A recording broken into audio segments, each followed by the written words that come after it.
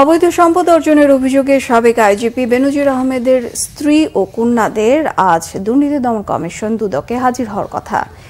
দর্শক, এই মুহূর্তে রাজধানী সেগুনবাগিচার দুদক কার্যালয়ে আছেন সহকর্মী ফারুক বাবু, যুক্ত হচ্ছি তার সাথে। বাবু, অভিযুক্তরা কি আজকে দুদকে আসবেন কিনা, এই ব্যাপারে কি তথ্য রয়েছে আপনার কাছে?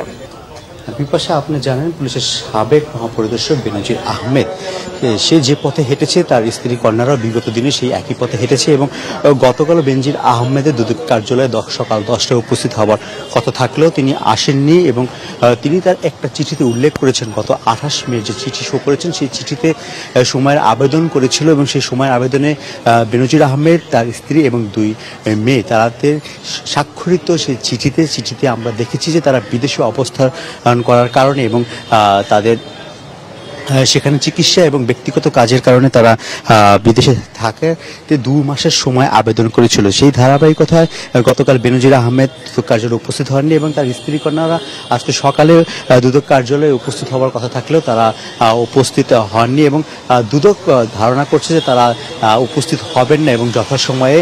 তো এরই মধ্যে বেনজির পরিবার তারা দুদকে যে আত্মসমর্পণে তাদের যে আত্মসমর্পণ করার যে বিষয়টা ছিল সেই বিষয়টা তারা হারিয়েছে আইনিভাবে এবং দুদক তার আইনি যে প্রক্রিয়া সেই প্রক্রিয়ার প্রতিটি ধাপে ধাপে তারা সম্পন্ন করছে।